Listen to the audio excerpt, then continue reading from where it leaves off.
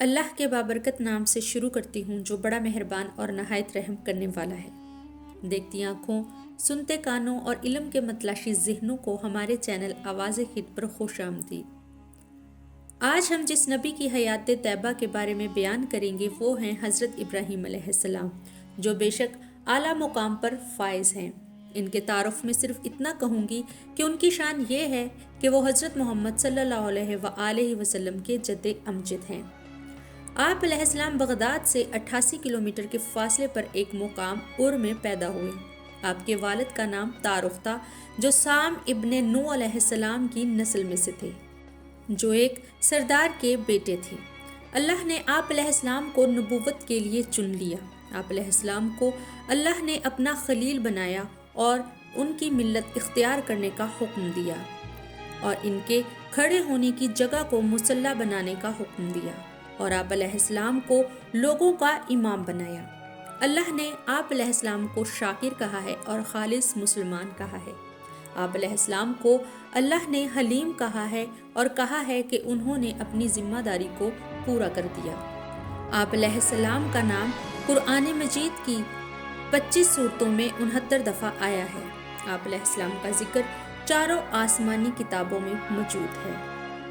آپ علیہ السلام اسلام، یہودیت اور عیسائیت میں اعلیٰ مقام رکھتے ہیں۔ ار کے لوگ چاند، ستاروں، سورج اور بتوں کی پوجا کرتے تھے۔ یہاں ایک حاسد نامی بادشاہ حکومت کرتا تھا جس کو نمرود کہتے تھے۔ اس نے اپنی طاقت کے بل پر حکومت قائم کر رکھی تھی، اور یہ خود کو خدا منواتا اور لوگوں سے سجدہ کرواتا تھا۔ یہ نڈر جنگجو اور ماہر شکاری تھا۔ اس نے مادی لحاظ سے بہت ترقی کی، خوبصورت محل بنوائے، لکھائی پڑھائی تھی، شہر بھی منظم بنایا۔ یہ شہر ایک عظیم تجارتی منڈی تھی۔ یہ علاقہ 2 دریاؤں دجلہ اور فرات کے درمیان تھا، اس لیے دوسرے علاقے سے لوگ یہاں آ کر بس گئے اور کھیتی باڑی کرنے لگے۔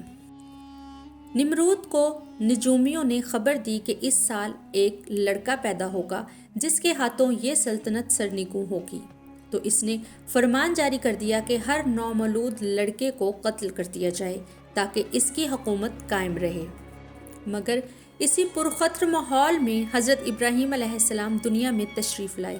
آپ علیہ السلام کے والد کا نام طارق اور والدہ کا نام بونا تھا۔ یہ دونوں یکتا پرست تھے۔ آپ علیہ السلام کے والد کی وفات کے بعد آپ علیہ السلام اور آپ علیہ السلام کے خاندان کی ذمہ داری آپ کے چچا آزر کے ذمہ تھی۔ آزر ایک ماہر سنگ تراش تھا اور اسی وجہ سے دربار میں اس نے اہم مرتبہ حاصل کر رکھا تھا۔ ابراہیم آپ علیہ السلام کا ذاتی نام تھا اور اسی نام سے پہچانے جاتے تھے۔ آپ علیہ السلام نے کافی عرصہ ایک غار میں شہر سے دور گزارا۔ پھر آپ علیہ السلام کی شیر دل والدہ آپ علیہ السلام کو گھر لے آئیں اور آپ علیہ السلام اپنے چچا کے ساتھ رہنے لگے۔ روایات میں ملتا ہے کہ آپ حضرت محمد صلی اللہ علیہ وآلہ وسلم کے مشابہ تھے۔ عبداللہ ابن مسعود سے روایت ہے کہ معراج سے واپسی پر آپ صلی اللہ علیہ وآلہ وسلم انبیاء کی صورتوں کے متعلق بتا رہے تھے، تو ہم نے پوچھا کہ آپ صلی اللہ علیہ وآلہ وسلم نے حضرت ابراہیم علیہ السلام کو دیکھا ہے؟ ان کی صورت کیسی تھی؟ تو آپ صلی اللہ علیہ وآلہ وسلم نے فرمایا کہ اپنے ساتھی محمد صلی اللہ علیہ وآلہ وسلم کو دیکھ لو۔ اللہ نے حضرت ابراہیم علیہ السلام کو توحید کا علم پہلے ہی دے دیا تھا۔ نبی پیدائش سے پہلے ہی نبی ہوتا ہے۔ ارشاد باری تعالی ہے کہ ہم نے ان کو رشد من قبل یعنی پہلے ہی توحید کی ہدایت دے دی تھی، اپنی سلطنت پہلے ہی ٹکا دی تھی۔ اللہ تعالیٰ نے ان کو زمینوں آسمانوں کی ملکیت کا مشاہدہ پہلے ہی کروا دیا تھا تاکہ وہ عین الیقین اور حق الیقین کی صفات کے حامل ہو جائیں۔ آپ علیہ السلام نے تبلیغ کا آغاز گھر سے کیا اور اپنے چچا کے پاس آئے اور فرمانے لگے، چچا میرے پاس معرفت آئی ہے جو آپ کے پاس نہیں ہے، میری پیروی کرو، میں تم کو سیدھی راہ بتلاؤں گا۔ چچا مجھے ڈر ہے کہ تمہیں رحمان کا عذاب نہ پہنچے اور تو شیطان کا ساتھی بنا رہے۔ چچا یہ تو بتا تو ان کو کیوں پوچھتا ہے جو نہ سنتے ہیں، نہ دیکھتے ہیں اور نہ کوئی تکلیف پہنچانے والی چیز کو تم سے دور کر سکتے ہیں۔ چچا خاموشی سے سن رہا ہے اور دل ہی دل میں حیران ہے۔ کہنے لگے، چچا شیطان کی پوجا نہ کرو، یہ رحمان کا نافرمان ہے اور دوسروں کو اسی راہ پر چلاتا ہے۔ چچا، کیا تم نے بتوں کو معبود بنا لیا ہے؟ یہ سن کر چچا کو غصہ آ گیا۔ کہنے لگا، ابراہیم، کیا تم میرے معبودوں سے روگردان ہو؟ چچا، میں دیکھتا ہوں کہ تم اور تمہاری قوم کھلی گمراہی میں ہے۔ چچا نے کہا کہ اگر تو بتوں کی پوجا کی مخالفت سے باز نہ آیا تو میں تجھے پتھر ماروں گا، میری نظروں سے دور ہو جا لمبی مدت کے لیے۔ آپ علیہ السلام نے کہا، چچا، میں تم سے اور ان سے بھی جن کو تم اللہ کے سوا پوجتے ہو دور ہو رہا ہوں۔ آپ علیہ السلام ایک غار میں رہنے لگے، پھر اللہ کے حکم سے باہر آئے۔ آپ علیہ السلام کا تبلیغ کرنے کا انداز بہت شاندار ہوتا اور آپ علیہ السلام لوگوں سے اپنا موقف منوا لیتے۔ رات جب گہری ہو گئی اور ستارے چمکنے لگے تو لوگ ان کی پوجا کرنے لگے۔ آپ علیہ السلام نے کہا، ان کو تم میرا رب کہتے ہو تو یہ مان کیوں پڑ گئے؟ اگر یہ رب ہوتے تو کبھی ان کی روشنی کم نہ ہوتی، کسی حالت میں نہ بدلتے۔ ان میں یہ بدلاؤ کیوں؟ مجھے یہ تغیر پسند نہیں۔ پھر آپ علیہ السلام نے ایک گروہ کو چاند کی پوجا کرتے دیکھا۔ آپ نے کہا، اسے معبود کہتے ہو تو اس کی روشنی کم کیوں ہو گئی؟ اگر اللہ مجھے ہدایت نہ دیتا تو اس کی پوجا میں بھی تمہارے ساتھ شامل ہوتا۔ پھر آپ علیہ السلام نے ایک گروہ کو سورج کی پوجا کرتے دیکھا اور کہا، اسے رب کہتے ہو، یہ ان سے بڑا اور زیادہ روشن ہے۔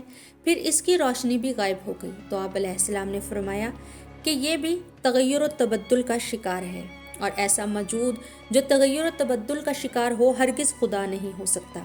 اس طرح آپ علیہ السلام دلیل کے ساتھ لوگوں کو ان کے معبودوں کے بارے میں مشکوک کرتے تھے۔ آپ علیہ السلام کی قوم آپ علیہ السلام سے لڑنے لگی۔ آپ علیہ السلام نے فرمایا کہ تم مجھ سے اللہ سے متعلق جھگڑ رہے ہو، جس نے تم کو زمین دی، آسمان دیا، ہر چیز دی ہے۔ سامعین، ان لوگوں نے عید کا ایک دن مقرر کر رکھا تھا۔ یہ لوگ اس دن اپنے عبادت خانے جاتے، چڑھاوے چڑھاتے، بتوں کی پوجا کرتے اور پھر کھلے میدان میں کھیل تماشے کے لیے چلے جاتے۔ پھر واپس آ کر اپنے معبودوں کا شکر ادا کرتے اور اپنے گھروں کو چلے جاتے۔ جب عید کا دن آیا تو آپ علیہ السلام نے پوری قوم کی اجتماعی تبلیغ کرنے کا سوچا۔ جب آپ علیہ السلام اس مندر میں آئے تو لوگ بتوں کے ارد گرد بیٹھے عبادت میں مصروف تھے۔ آپ علیہ السلام کا چچا آزر بھی وہیں تھا۔ آپ علیہ السلام نے ان سب کو مخاطب کر کے کہا کہ یہ جن کے گرد تم بیٹھ کر پرستش میں مصروف ہو، ان کی حقیقت ہی کیا ہے؟ یہ کہنے لگے کہ ہم ہی نہیں، ہمارے آباء و اجداد بھی ان کی پوجا کرتے تھے۔ آپ علیہ السلام نے فرمایا کہ تم اور تمہارے آباء و اجداد دونوں ہی گمراہ ہو۔ اس پر وہ بھڑک گئے اور کہنے لگے، تم یہ کیسے کہہ سکتے ہو؟ اور کہنے لگے، تمہارے پاس کوئی دلیل ہے یا ایسے ہی باتیں کر رہے ہو؟ آپ علیہ السلام نے جواب دیا، مکمل حق لے کے آیا ہوں۔ تمہارا رب وہی ہے جو زمین اور آسمانوں کا رب ہے، اسی نے سب کو پیدا کیا ہے اور میں اس کا گواہ ہوں۔ ان کو تو میرے چچا آزر نے بنایا ہے۔ آپ علیہ السلام نے اپنے چچا کو راہ راست پر لانا چاہا، مگر ان کی ہٹ درمی دیکھ کر ان سے کنارہ کشی کر لی اور بیزاری کا اظہار کیا۔ ان لوگوں نے آپ علیہ السلام کی نصیحت قبول کرنے کی بجائے آپ علیہ السلام کو جشن میں شرکت کی دعوت دی۔ آپ علیہ السلام نے قبول نہیں کی۔ جب سب لوگ چلے گئے تو آپ علیہ السلام اس بت کدے میں گئے اور ساتھ کچھ غذا بھی لے کے گئے۔ ہر ایک بت سے کہتے، یہ لو کھاؤ اور کچھ بات کرو۔ جب کسی نے کوئی جواب نہ دیا تو کلہاڑے یا تیشے کے ساتھ ایک بڑے بت کو چھوڑ کر سارے بت توڑ دیے۔ آپ علیہ السلام نے کلہاڑا اس بڑے بت کے کندھے پر رکھ دیا جس کو آپ علیہ السلام نے سالم چھوڑا تھا۔ جب لوگ واپس آئے تو بتوں کا یہ حال دیکھ کر سخت برہم ہوئے اور کہنے لگے کہ ابراہیم بتوں کی مخالفت کرتا ہے، اس کو بلا کر پوچھو۔ آپ علیہ السلام پہلے ہی انتظار میں تھے کہ آپ علیہ السلام سے کب پوچھا جائے گا۔ انہوں نے آپ علیہ السلام کو بلایا اور پوچھنے لگے کہ اے ابراہیم، کیا تم نے ہمارے معبودوں کے ساتھ یہ برتاؤ کیا ہے؟ آپ علیہ السلام نے فرمایا، مجھ سے کیا پوچھتے ہو؟ اس بڑے سے پوچھو، یہ تو یہاں موجود تھا، دیکھو اس کے کندھے پر کلہاڑا بھی ہے، مجھے تو لگتا ہے یہ اسی کا کام ہے۔ وہ سب مجرموں کی طرح سر جھکا کر کھڑے ہو گئے۔ وہ سب کہنے لگے، تم جانتے ہو یہ بول نہیں سکتے۔ آپ علیہ السلام نے دلیل کا ہتھوڑا ان کے سر پر مارا کہ پھر تم حقیقی خدا کو چھوڑ کر ایسے خداؤں کی عبادت کیوں کرتے ہو جو نہ کوئی فائدہ دے سکتے ہیں نہ ہی کوئی نقصان۔ حیف ہے تم پر اور تمہارے ان خداؤں پر جنہیں تم نے خدائے برحق کو چھوڑ کر اختیار کیا ہے، کیا تم اتنا بھی شعور نہیں رکھتے؟ یہ معاملہ بادشاہ تک پہنچا۔ اس نے آپ علیہ السلام کو دربار میں طلب کر لیا۔ لوگ اس کو بھی سجدہ کرتے تھے مگر آپ علیہ السلام نے سجدہ نہیں کیا۔ اس نے کہا کہ تم نے مجھے سجدہ کیوں نہیں کیا؟ آپ علیہ السلام نے فرمایا کہ میں سجدہ صرف اپنے خدا کو کرتا ہوں۔ اس نے پوچھا اور تیرا خدا کون ہے؟ آپ علیہ السلام نے کہا جو زندگی اور موت دیتا ہے۔ اس نے کہا یہ کام تو میں بھی کر سکتا ہوں۔ اس نے ایک بے گناہ کو پھانسی دینے کا حکم دے دیا اور ایک قیدی جسے پھانسی کی سزا ہونی تھی آزاد کر دیا۔ آپ علیہ السلام نے فرمایا یہ جسے تم نے موت دی ہے اس کو زندگی دے کر دکھا۔ آپ علیہ السلام نے فرمایا میرا رب سورج کو مشرق سے نکالتا ہے، اگر تو خدا ہے تو مغرب سے نکال کر دکھا۔ ان استدلال سے وہ مغلوب ہو گیا مگر طاقت کے غرور میں اس نے آپ علیہ السلام کو سزا سنائی کہ آپ علیہ السلام کو آگ میں زندہ جلا دیا جائے۔ حکومت اور عام عوامل مل کر لکڑیاں جمع کر رہے تھے تاکہ اپنے معبودوں کے گستاخ کو عبرت کا نشان بنا سکیں۔ بعض روایات کے مطابق اس نے بہت بڑی چار دیواری بنوائی اور بعض کے مطابق بہت بڑا گڑھا کھودا اور اس میں ایندھن جمع کرنا شروع کر دیا۔ اتنی آگ جلائی کہ قرآن مجید میں اس کو جہیم کہا گیا ہے جو کہ جہنم کا ایک نام ہے۔ اس کے اوپر سے پرندہ گزرتا تو جل کر راکھ بن جاتا، کوئی بھی تپش کی وجہ سے اس کے قریب نہیں جا سکتا تھا۔ اب سوال یہ تھا کہ حضرت ابراہیم علیہ السلام کو اس آگ میں کیسے ڈالا جائے۔ ایک شیطان نے اپنے ایک پیروکار کی مدد سے منجنیق بنائی تاکہ حضرت ابراہیم علیہ السلام کو آگ میں پھینکا جائے۔ ایک پرندہ غالباً ہدہد اپنی چونچ میں پانی لے کے آگ بجھانے کے لیے آ رہا تھا۔ کسی نے کہا اتنے سے پانی سے کیا آگ بجھے گی؟ اس نے جواب دیا کہ اگرچہ اس سے آگ نہ بجھ سکے گی مگر یہ ثابت ہو جائے گا کہ میں نے حق کا ساتھ دیا ہے، مظلوم کا ساتھ دیا ہے۔ بخاری شریف میں ہے کہ نبی کریم صلی اللہ علیہ وآلہ وسلم نے گرگت کو مارنے کا حکم دیا ہے کہ یہ اس آگ کو پھونکتا رہا کہ جس میں ابراہیم خلیل اللہ کو پھینکا جانا تھا۔ جب آپ علیہ السلام کو منجنیق سے آگ کی طرف پھینکا گیا تو حضرت جبرائیل علیہ السلام آئے اور کہنے لگے کہ میری مدد کی ضرورت ہے تو میں حاضر ہوں۔ حضرت ابراہیم علیہ السلام نے فرمایا میں صرف تمام عالمین کے رب کا محتاج ہوں۔ جب آپ علیہ السلام کو آگ میں پھینک دیا گیا تو اللہ نے آگ کو وحی کی کہ سرد ہو جا۔ وہ اتنی سرد ہو گئی کہ آپ علیہ السلام کے دانت بجنے لگے۔ پھر ارشاد ہوا کہ ابراہیم علیہ السلام کے لیے سلامتی بن جا، اور وہ آگ حکم خداوندی سے گلزار بن گئی۔ نمرود یہ سارا منظر ایک اونچے مقام سے دیکھ رہا تھا۔ آزر سے کہنے لگا کہ تمہارا پسر کس قدر گراں ہے اپنے معبود کے ہاں۔ اس کے ایک قریبی نے کہا کہ میں نے دعا کی تھی کہ آگ سرد ہو جائے، تو یہ آگ سرد ہو گئی تو آگ نے اس کو اپنی لپیٹ میں لے لیا۔ نمرود نے اپنی عزت بحال کرنے کے لیے ایک نیا منصوبہ تیار کیا۔ اس نے اپنے لائق معماروں کو حکم دیا کہ آسمان خراش برج تعمیر کریں، کیونکہ نمرود اس پر جا کر آسمان والوں کے ساتھ جنگ کرنا چاہتا تھا جو ابراہیم علیہ السلام کی مدد کرتے ہیں۔ جب یہ برج تعمیر ہو گیا تو نمرود کے اس پر چڑھنے سے پہلے تیز طوفان آیا اور یہ برج گر گیا اور نمرود کے کچھ کرندے بھی ہلاک ہو گئے۔ نمرود نے اس پر بھی عبرت نہ پکڑی۔ اب اس نے ایک اور ارادہ کیا کہ وہ فضا میں ابراہیم علیہ السلام کے خدا کو نشانہ بنائے گا۔ اس نے کاریگروں کو بلا کے حکم دیا کہ ایک ایسا چھوٹا سا کمرہ بنائیں جو اسے آسمان کی بلندیوں پر لے جائے۔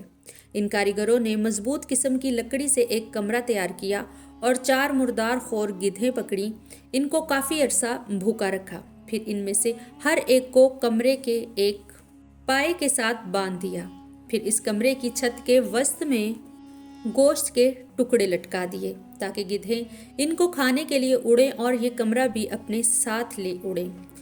نمرود اپنا تیر کمان لے کر اس کمرے میں بیٹھ گیا۔ گدھیں یہ کمرہ لے کر آسمان کی طرف اڑنے لگی، لیکن تھوڑی دیر میں نمرود نے خود کو تاریک فضا میں پایا۔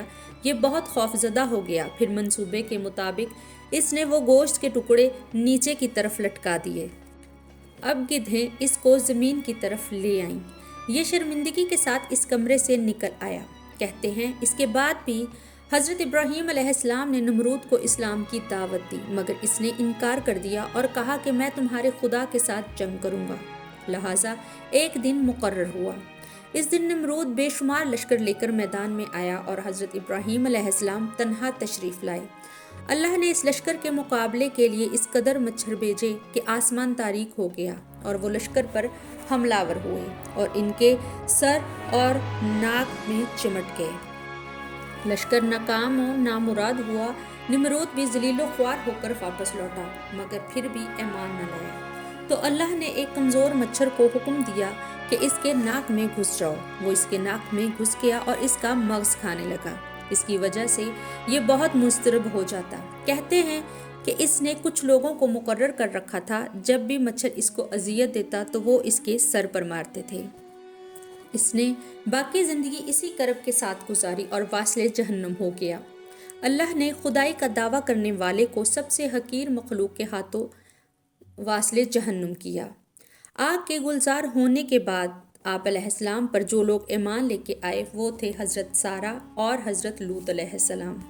آپ علیہ السلام نے حضرت سارہ سے نکاح کیا تو ان کے والد نے بہت سارے مویشی اور زمین آپ علیہ السلام کی خدمت میں پیش کیے۔ آپ علیہ السلام تبلیغ دین کے ساتھ کافی عرصہ کھیتی باڑی کرتے رہے۔ پھر حضرت ابراہیم علیہ السلام نے توحید کی تبلیغ کے لیے فلسطین جانے کا ارادہ کیا۔ آپ علیہ السلام نے اپنے اموال، اپنی زوجہ اور چند حواریوں کے ساتھ سفر کا آغاز کیا، مگر حاکم وقت نے آپ علیہ السلام کے اموال روک لیے۔ یہ مقدمہ قاضی تک پہنچا۔ آپ علیہ السلام نے قاضی سے کہا کہ یہ مال و متاع میں نے اور میری بیوی نے سال ہر سال محنت کر کے حاصل کیا ہے۔ اگر تم اس کو ضبط کرنا چاہتے ہو تو ہماری زندگی کے وہ سال ہمیں لوٹا دو جو ہم نے ان کو حاصل کرنے میں صرف کیے ہیں۔ قاضی نے آپ علیہ السلام کے دلائل سن کر آپ علیہ السلام کے حق میں فیصلہ دیا۔ پھر دوبارہ آپ علیہ السلام نے اللہ کی مدد کے ساتھ سفر کا آغاز کیا۔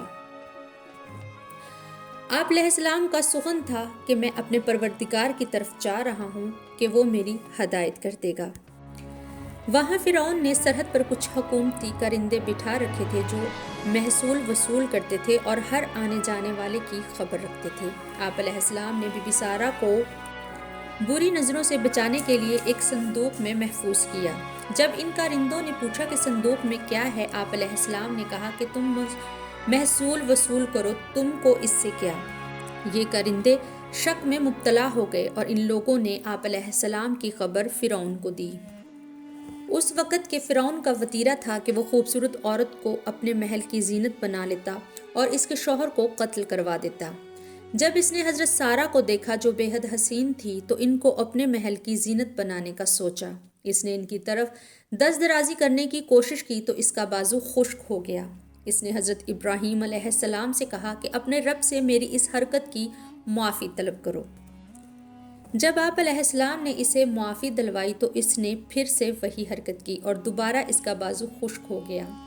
تیسری تکرار پر جب اس نے معافی طلب کی تو حضرت ابراہیم علیہ السلام نے کہا کہ اگر دوبارہ یہ حرکت نہیں کرو گے تو معافی کی درخواست کروں گا۔ اس نے وعدہ کیا اور تیسری دفعہ بھی معافی ہو گئی، مگر وہ سمجھ گیا کہ یہ عام ہستیاں نہیں ہیں۔ جب معافی ہو گئی تو اس نے اپنے خاندان کی خواتین میں سے ایک خاتون ہاجرہ کو حضرت سارہ کی کنیزی میں دے دیا اور آپ علیہ السلام کی شان کے مطابق آپ علیہ السلام کی عزت و تکریم کی۔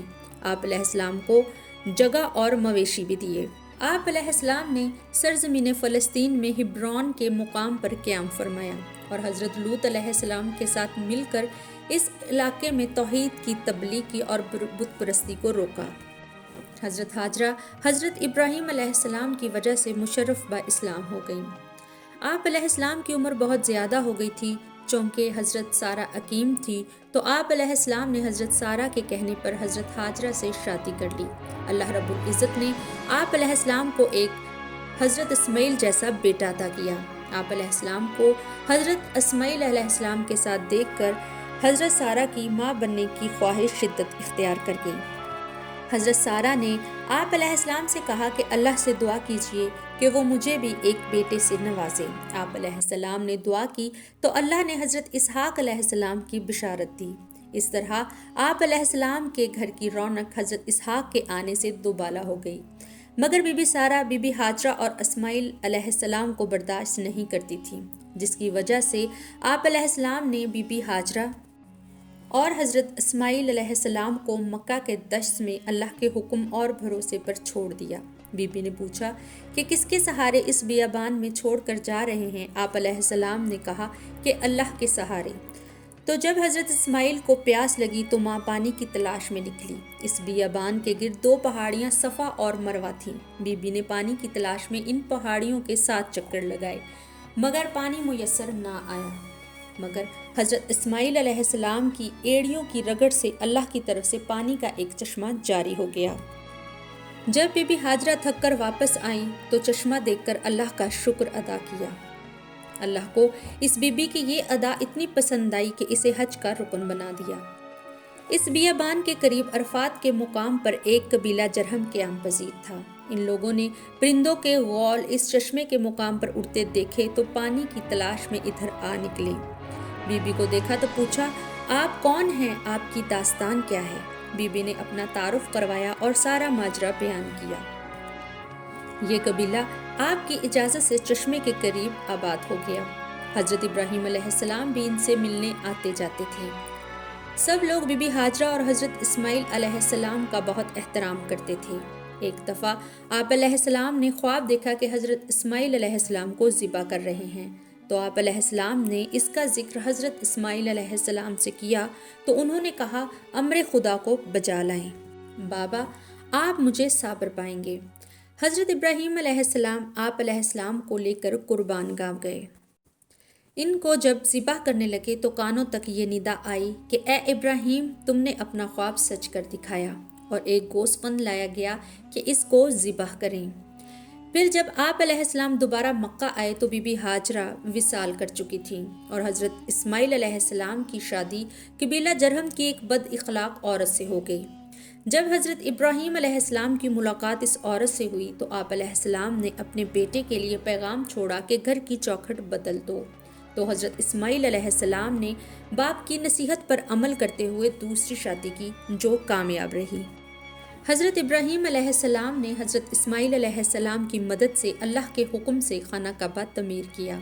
خانہ کعبہ تعمیر کرتے ہوئے دعا فرمائی کہ ایک پیغمبر، جس سے مراد پیغمبر اصلاح حضرت محمد صلی اللہ علیہ وآلہ وسلم ہیں، بھیج جو لوگوں کو تیری آیات پڑھ کر سنائیں، جو لوگوں کو مرکز توحید کی طرف بلائے۔